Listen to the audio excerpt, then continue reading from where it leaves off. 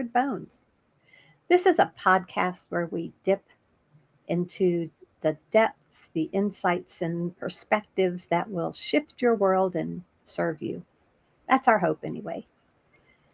I'm Jean Hamilton-Fford, and I share this space with Jillian Starman and Joanne Sprott. And today, Joanne is going to lead our conversation. So I'm handing it over to you, Joanne. Thank you very much, Jean.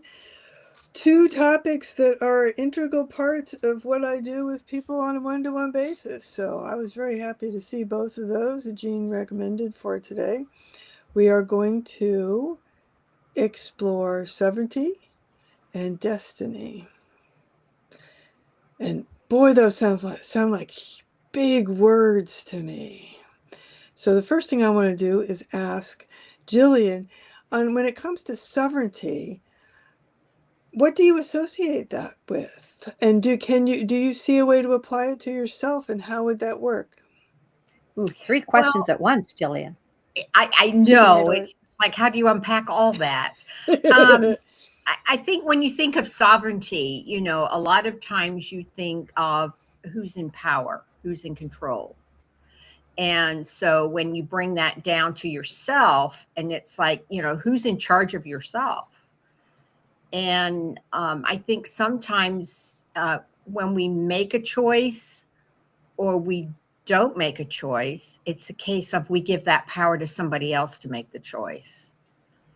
And so, it's like, what am I doing? Am I making an intentional decision to do something? And what's the process that I go to in that?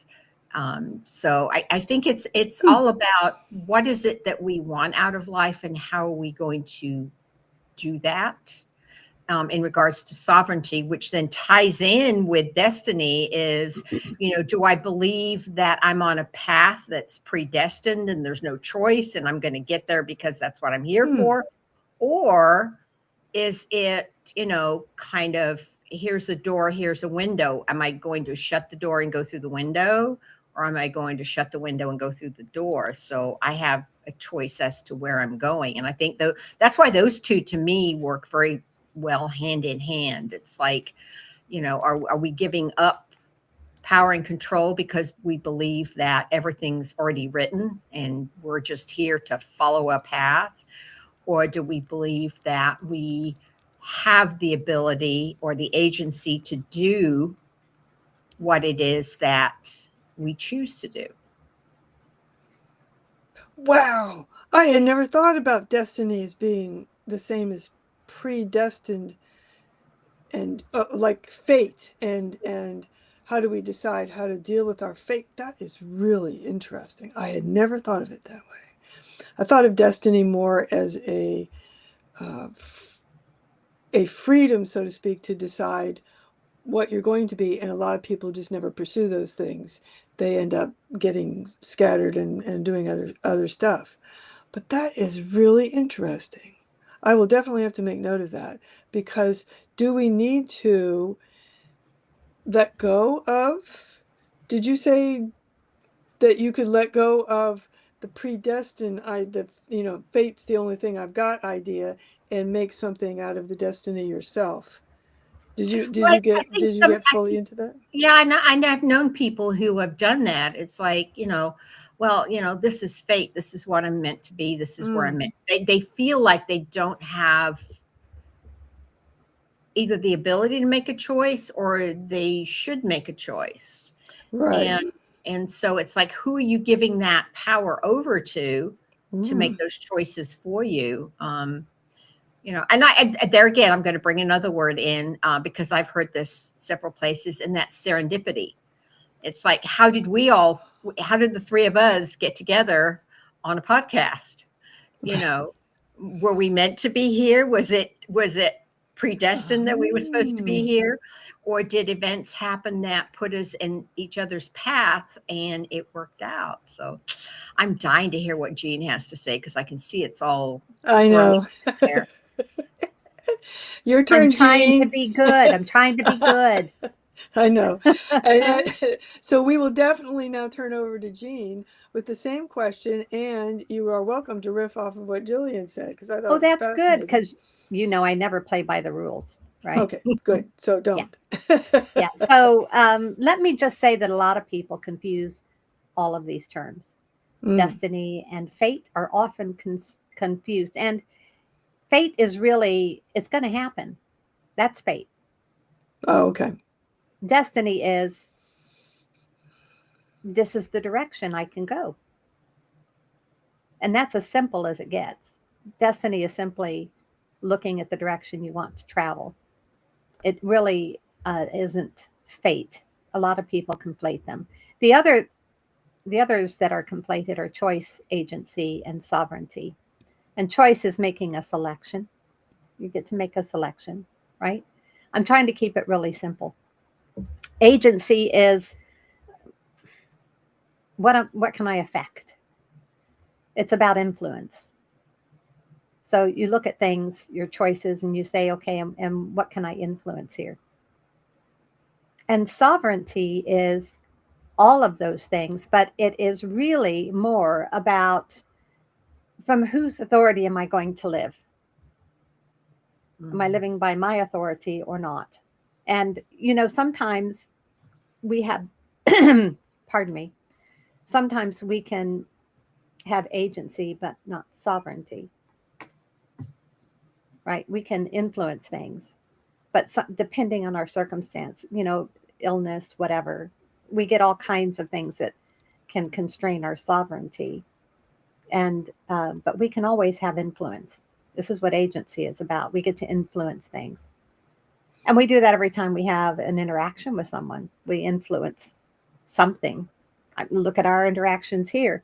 We're coming up with different perspectives, we're coming up with different ideas, and that always amplifies influence.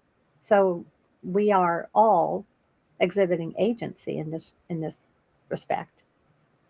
Sovereignty is you don't lose yourself in it. You get to always be who you are, and that's your authority on the matter. So I love the play of words here, and I love the fact that it can be cut down to real simple stuff, or we can complicate the heck out of it and make it whatever we want to make it. Those are our choices, right? But which will serve you better, and which will you serve other people with better? True. That's up to you. Yeah, I agree with you, Jean,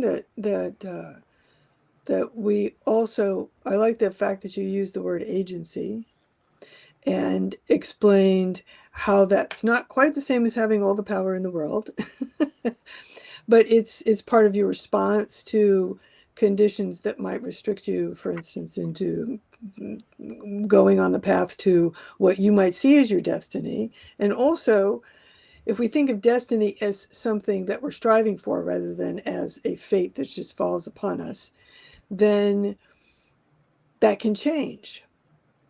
It I can, think I had but a different idea of what I yeah, wanted to be in the world when I was 13 than I did when I was 40 than I do now. See? sure, sure. But striving to me is a non-word.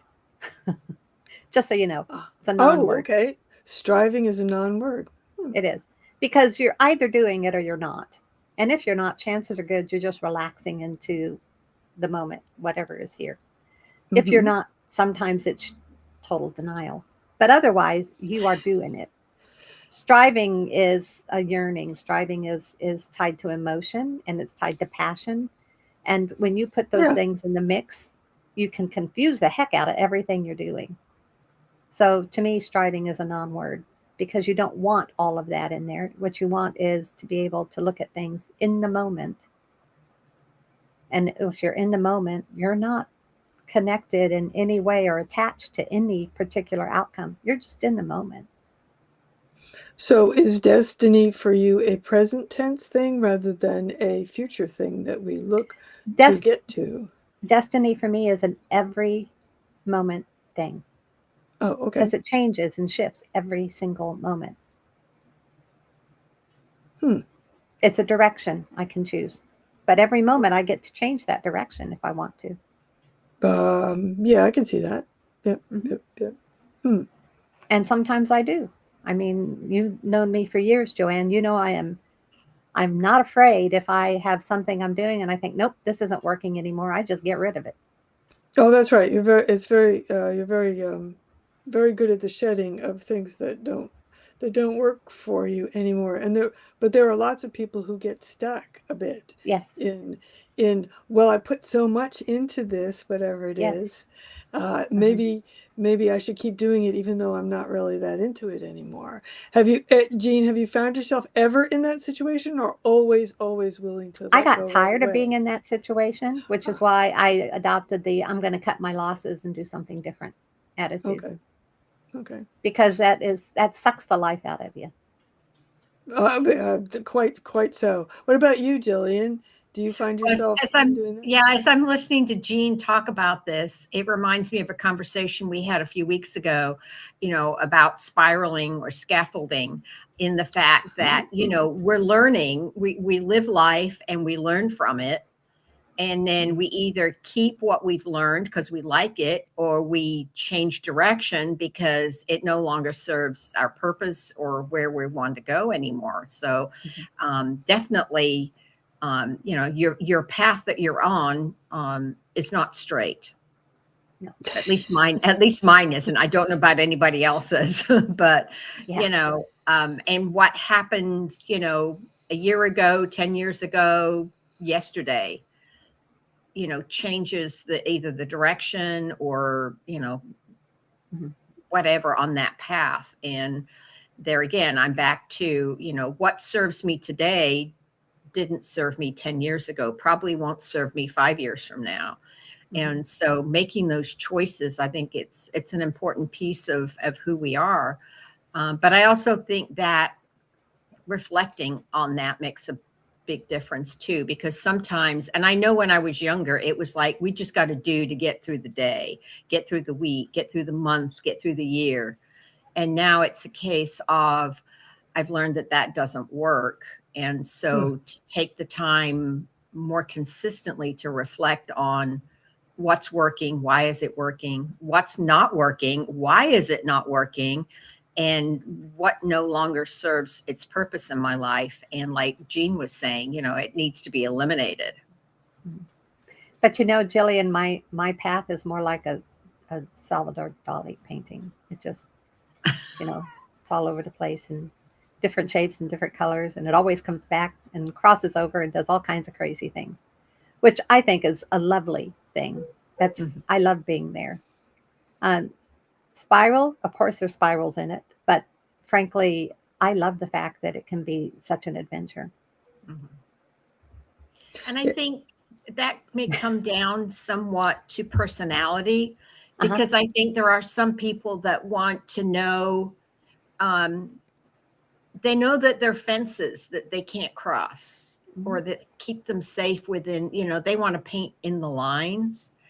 And I think that's okay, because we're all different. But then, there's some of us that are like, well, just because you say that, so why? And question. Oh, And I think that's an important piece, to getting to where we are, is being able to continually to ask that question, why should I be doing this? oh, I never ask the whys though. You know that. So what do you ask? I never ask that. I ask well, what can I do different? Yeah, true. I don't worry about the whys. Whys take up too much time and bandwidth. It's the what's, the where's, the who's, the when's. Well, and there again, I think my why comes from the fact of the reflection piece. Why is this important? Oh, And yeah. I agree. Then the next step is, what can I change? Yeah. But you see, we can change that language too. Instead of why is it important? What is important about this? True. Yes. And I think the what serve people so much better than asking whys, because you go down rabbit holes too much with whys and hows. I never use those anymore if I can help it. So just so you know, I got a non-word in. I got the whys in the house sorted, Joanne. I'm doing good. You're doing very well indeed. Both of you are. I was just fascinated by this whole back and forth as it went on. because it shows that we have different styles Mm-hmm. and different approaches to both of these topics, to destiny and to sovereignty. Mm-hmm. And I think there needs to be a certain amount of allowing for that, and not saying, well, I do this and therefore everybody else should do the same thing, because we come into the world in our wonderful little bodies and stuff when we're babies with a temperament. And some people will associate this with astrology, for instance, and some people will associate it with biology or whatever. But we come in with a different way of an early experience, different way of doing things, and early experience that impacts how we approach all kinds of challenges in our lives. And so you two have given a very good example of how that can impact the way you handle both sovereignty and destiny. Yeah. Sovereignty and destiny, for those who can see, I need to put my hands up higher. So this has been fascinating, because for me, and I need to do a reanalysis now, I think.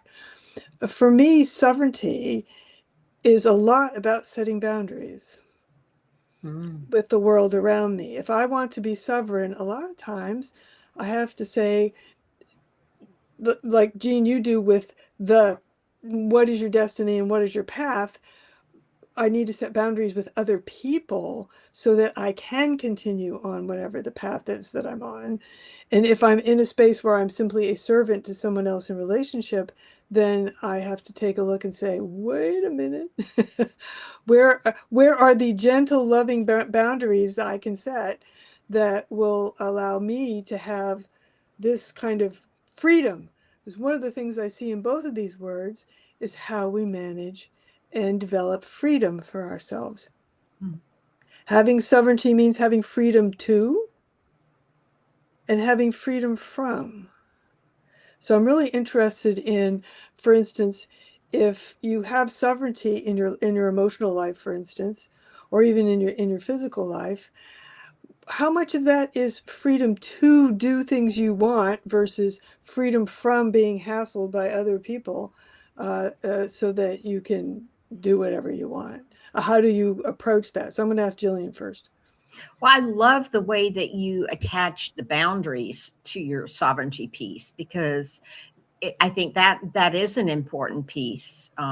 Because if either people are telling you or encouraging you or guiding you in a certain direction and it doesn't feel right for you, whether it's emotionally, physically, whatever, you have to put those boundaries in place, and like, this is my choice to not go there, do that, say that.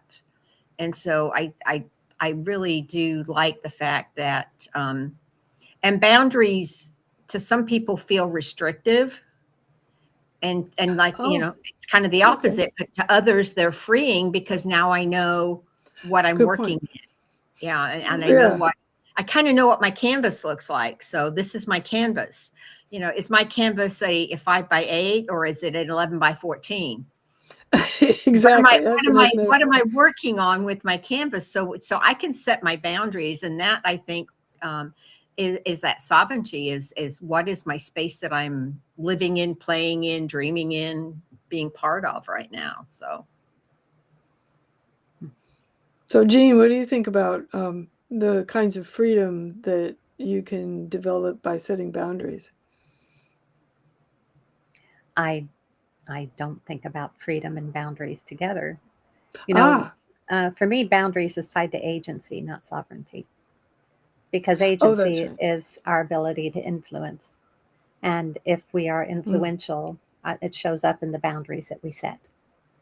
Sovereignty is just not losing yourself in it.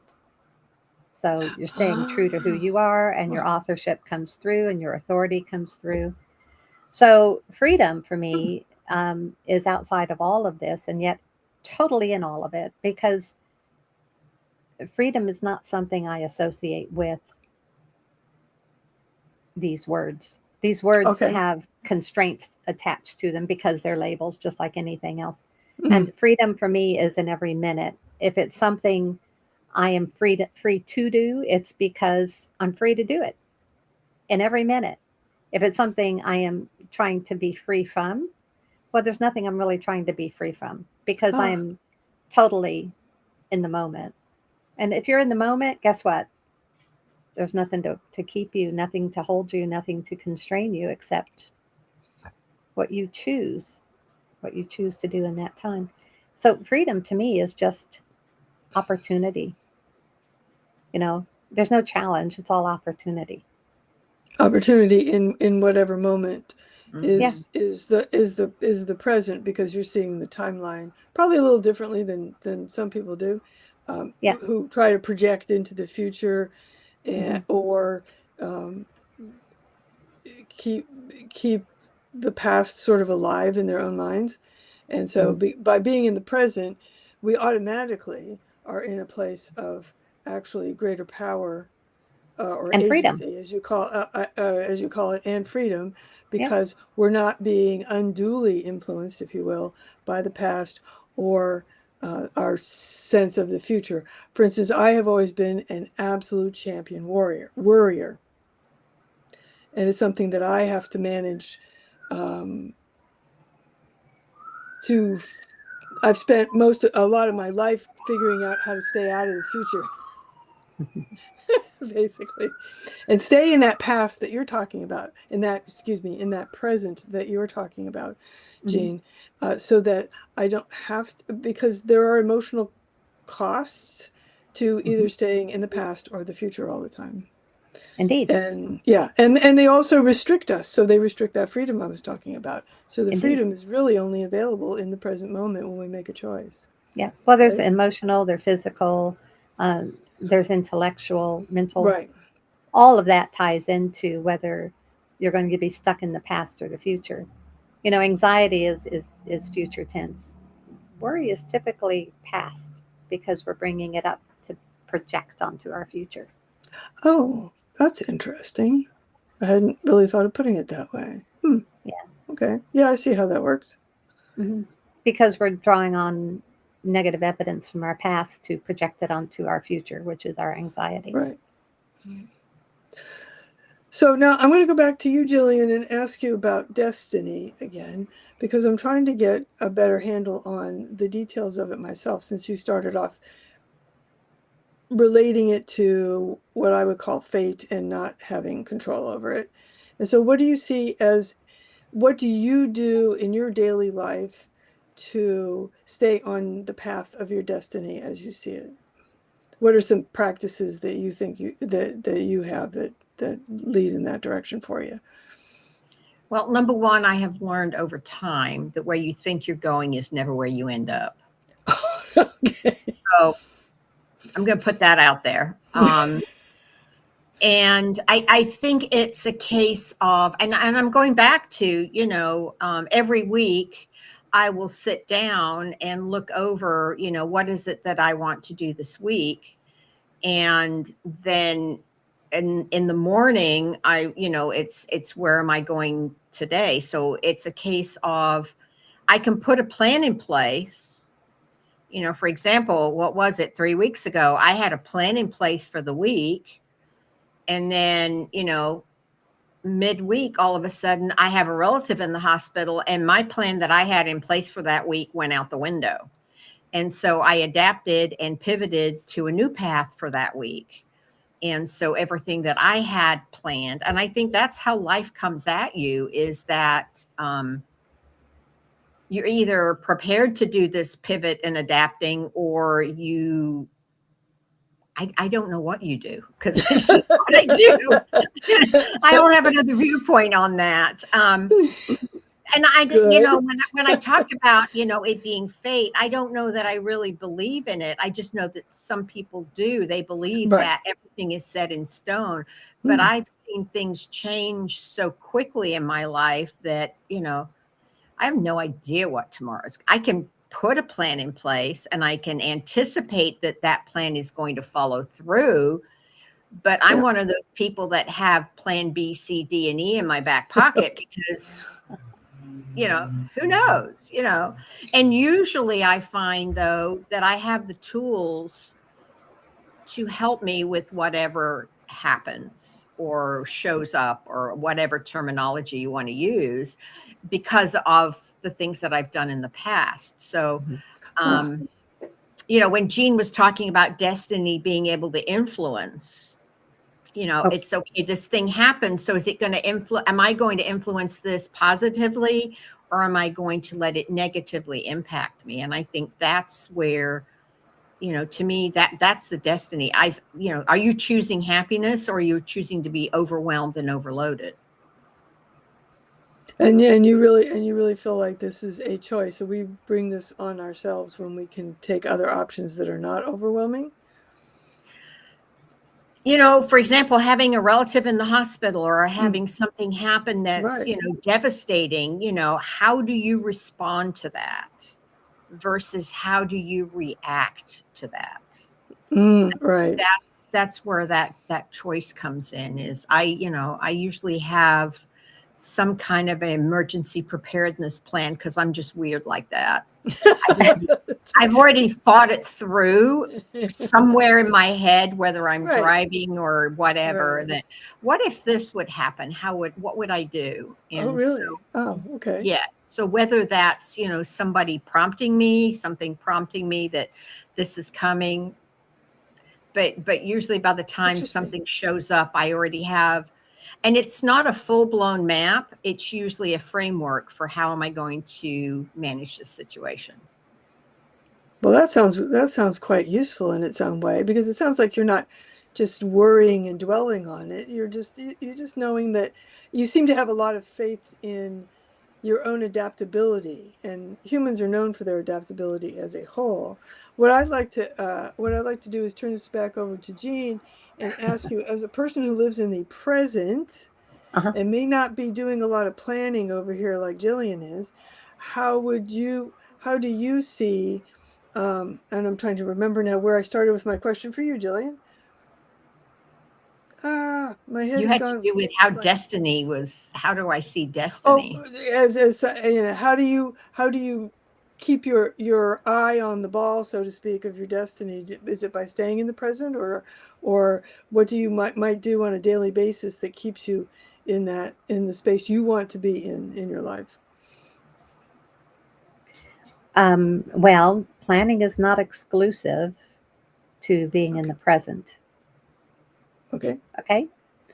It's, I'm sorry, it is included in being in the present.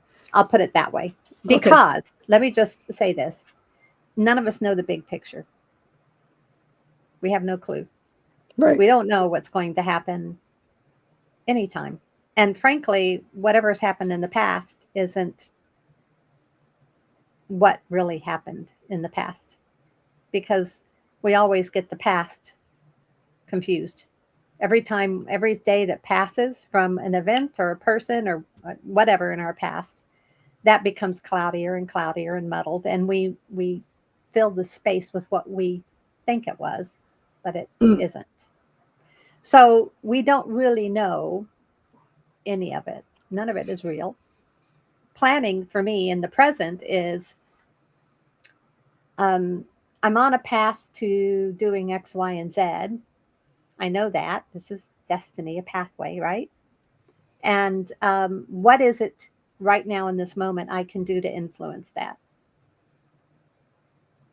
So for me, I understand that I'm on a pathway. I know what that pathway is.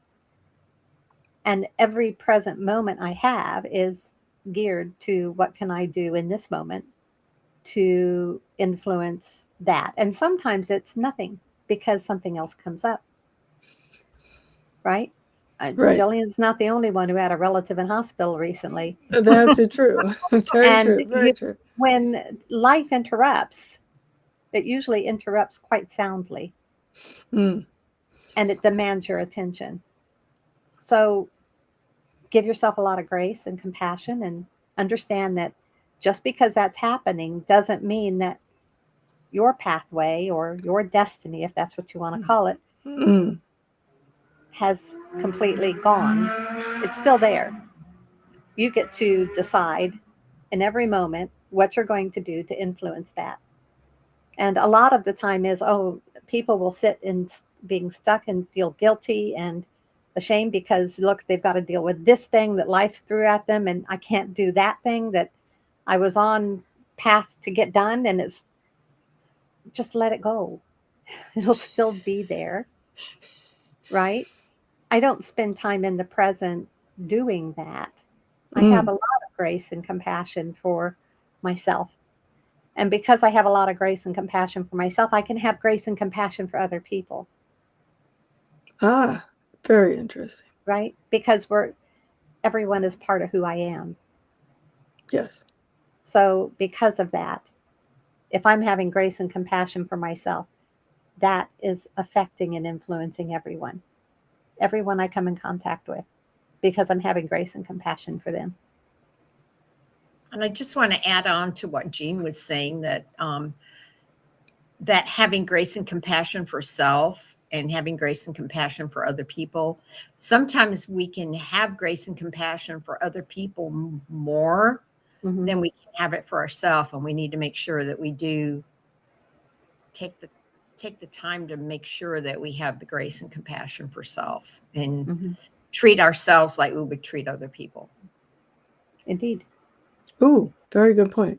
Yes, because we can basically run out all of our reserves of adaptive energy very quickly if we never give our own selves a break of any sort and feel like we need to sacrifice ourselves for everybody else's what they perceive their needs are at all times. And you'll find yourself in a very tiny place with your head down, trying to figure out how to get up out of your chair and do anything after a while, because you'll be so depleted from from not giving yourself that grace and compassion that you give to others. Because if you haven't got it, well, the old thing, if you don't love yourself first, you can't help other people. You can't love other people. But you see, sacrifice you brought up, and there are going to be moments when you will sacrifice yourself. Oh, yes. For other people, as long as it's not every single day and every minute of every day for 10 years. That's not right. That's not appropriate. Yeah. But when a relative is in hospital, you're going to make time to go. You're going to make time, because in this day and age, if you don't, there's no one to advocate for them. Right. So you will go. And you may have to sacrifice something. I had to cancel appointments, and I had to rearrange my schedule, and I had to really make sure I got up and got in, even in the terrible heat we were having during that time. And, all of this stuff, because it takes a toll on your physical body, first of all, and it takes a toll then on your mental and emotional bodies, because you're having to adapt every single moment. If you're going to visit someone in a hospital and had to be the advocate for them, you're going to have to, find the strength within you to advocate effectively. But grace and compassion comes into all of that. Right. And I think that to me, finding ways to build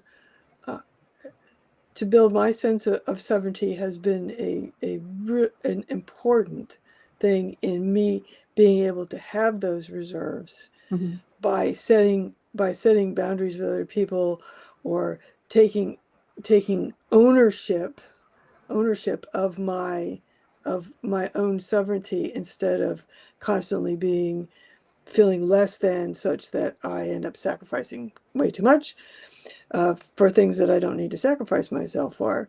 And so that, to me, the sovereignty bit definitely doesn't mean having power and control over other people like the king or the queen. Whoa. But having sovereignty over my own self, my own time, my own emotional space, those kinds of things. And the destiny thing is really interesting, because I think people get intimidated by it to a certain extent. Like, we all have to have one. Oh, we do. Like, we all have to be a hero. Well, I know, but like, we all have to be, St. George and the Dragon kind of heroes and stuff like that, rescuing people from things, when destiny can be something like getting out all those paintings, all those images that you have in your head and in your soul, and getting them out on paper with whatever colors and shapes and sizes that you want. That might be your destiny. A Whether dolly anybody cares. painting. Dolly painting. I actually have a Dolly, the Salvador Dali tarot deck. Hey, there you go. See? My But son gave Joanne, it you to me. brought up So, ownership. ownership. And Okay, go. what I want to encourage you to think about is ownership doesn't apply just to you, because taking ownership is one thing. Giving others their ownership back is something Ooh. else. And a lot of people want you to take ownership for them. Oh, right. Yeah. Mm. And it's Mm. really important that you say, that isn't me. That's not my stuff to handle. That's yours. It's not necessarily setting a boundary as much as it is practicing discernment. That's a very good point, and a very good word, because it is ultimately closer to a discernment kind of exercise in one's mind than it is a boundary setting exercise. And I will remember that, because I need to change some vocabulary somewhere. And that discernment thing can be exercised with love and compassion Of course. as well, Yeah. so that we're not doing these things by screaming at people that we want our freedom or something, but actually taking time for that self-reflection you were talking about, Jillian. What is the best way to adapt to the circumstances? What is the best way to find my sovereignty in this situation that has elements of love and compassion for myself and for whoever other might be involved in it. So, Indeed. and the destiny thing, I guess I'm in favor of giving it a small d instead of a big D for destiny, so that because a lot of people, I think, do get intimidated by this, like they have to be St. George and the Dragon or whatever. And I think it's important that we know we can choose a path, as Jillian says, and as Jean said, that we can do it from the present moment when we probably have, I would say, the best potential for clarity than going back to the past or thinking into the future to make that discernment decision. So, Yep. Wow. How many topics did we cover? I don't know. There were a lot, and my questions have all been answered and expanded upon in ways that I was not actually expecting. So I've been fascinated by this whole thing. Cool. So we did the depths, we did the insights, and we did the perspectives, right? That's right. See? Isn't it fun? This is what we get to do every single week, and I think it's such a joy to be able to speak about all of these things with you. And we really never know where it's going to go, because there's no script and there's no pre-meet before saying, okay, right? This is all what it is. Yeah. And it is really such an adventure to do this with both of you. Thank you so much for being here. I really enjoyed this. Jillian, tell me, what did you get out of this today? I think it is, each week it's interesting to hear the different perspectives from both Jean and Joanne, because we're similar in age, but we have different backgrounds. We come from, I think, different viewpoints, which shows in some of the language that we use and some of the perspectives that we share. But I think that's part of what I call the puzzle. We bring in the pieces together to make a whole. And my perspectives are just that. They're mine. It's my viewpoint based on the experiences and the filters that I have in my life that I see this through. Because I think, Jean, you talked about, how we take the past. And I think, Joanne, you talked about worrying, which made me smile, because I had a grandmother that used to, if she wasn't worrying, she wasn't happy. And so, it's that, and sometimes I think that worrying comes with regret. And how do you move forward when you're carrying all that weight?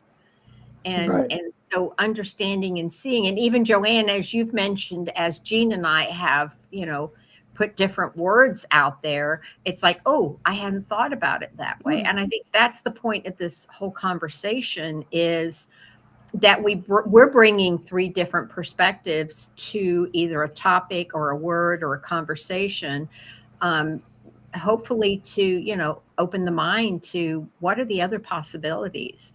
Have I been thinking this way, and could I think another way? Oops. I don't know. We are having a little bit of a tech glitch, it looks like. Is everybody still with me? We're still with you. Yes, as far as I can tell, I am. Oh, good. Okay. So. For a minute, everybody kind of just froze. It's like, oh, okay. uh-oh. I didn't see that. I didn't see that when Jillian was talking, though. So we'll have to look at that. I did see a little glitch just then with the Eugene. That's what I'm saying. There was a shift. There was a shift in the picture. Yeah. So there's a shift in the universe. Yeah, right. We're causing a shift in the universe with our conversation. Ooh, scary stuff here, ladies. And before we go, though, I also want to add to the change in the mind, that one of our purposes is also to get people to reconnect with the heart and make some decisions from there, because we often feel like that we have to make them from up here.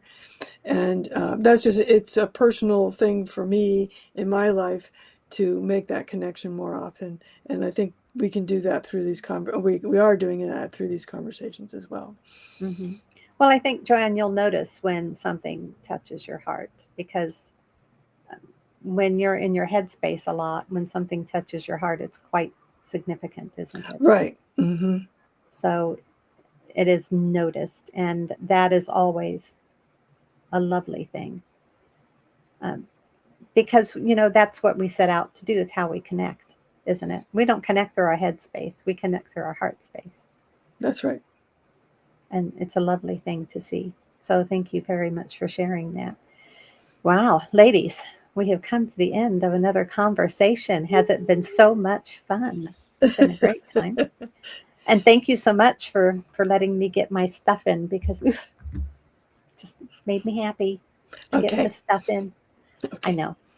And really, I completely love the different perspectives you bring. Thank you so much for being willing to be open and just be fearless and bring it out.